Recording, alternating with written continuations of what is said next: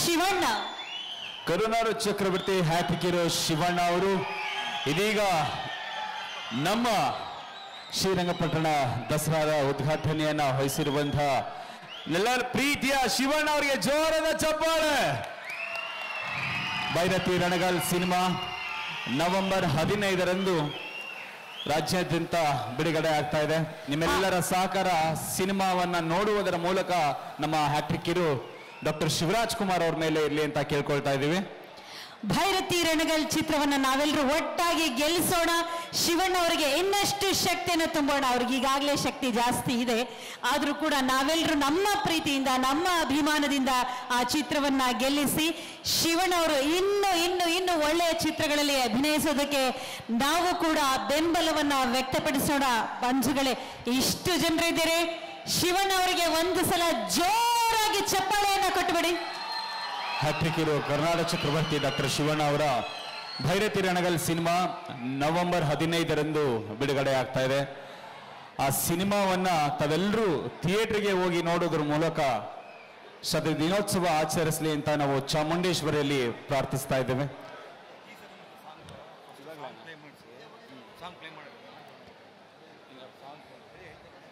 ಬಂಧುಗಳೇ, ಆನಂದ ಚಿತ್ರದಿಂದ ಈ ಕ್ಷಣದವರೆಗೂ ಎಷ್ಟೆಲ್ಲ ಯಶಸ್ಸಿನ ಮೆಟ್ಟಲನ್ನ ಏರುತ್ತಾ ಸಾಗುತ್ತಾ ಬಂದಿದ್ದರೂ ಕೂಡ ಶಿವಣ್ಣನವರು ಆ ವ್ಯಕ್ತಿತ್ವದಲ್ಲಿ ಉಳಿಸಿಕೊಂಡಿರುವಂತಹ ಒಂದು ಬಹುದೊಡ್ಡ ಗುಣ, ಅದು ಅಣ್ಣವರು ಬಳುವಳಿಯಾಗಿ ಕೊಟ್ಟಿರುವಂತಹ ಆ ಗುಣ, ಎಲ್ಲರ ವ್ಯಕ್ತಿತ್ವದಲ್ಲಿ ಇರಲೇಬೇಕಾದಂತಹ ಬಹುದೊಡ್ಡ ಗುಣ, ಅದು ವಿನಯ. ಅವರ ಸಾಧನೆಗೆ ಅವರ ವ್ಯಕ್ತಿತ್ವದ ಆಳದಲ್ಲಿರುವಂತಹ ವಿನಯವೇ ಭೂಷಣ.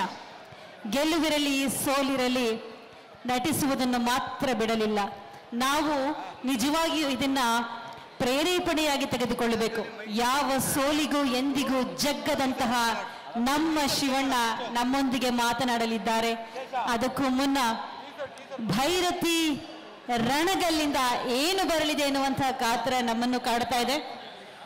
ಖಂಡಿತ ಈ ವರ್ಷದ ಮೋಸ್ಟ್ ಎಕ್ಸ್ಪೆಕ್ಟೇಷನ್ ಮೂವಿ ಅಂತಾನೆ ಹೇಳ್ಬೋದು. ಯಾಕೆಂತ ಹೇಳಿದ್ರೆ ನಮ್ಮ ಯಶಸ್ವಿ ನಿರ್ದೇಶಕರಾಗಿರುವಂತಹ ನರ್ತನ್ ಅವರ ನಿರ್ದೇಶನದಲ್ಲಿ ಮೂಡಿ ಬರ್ತಾ ಇರುವಂತಹ ಭೈರತಿ ರಣಗಲ್ ಸಿನಿಮಾ ಮುಂದಿನ ತಿಂಗಳು ಅಂದ್ರೆ ನವೆಂಬರ್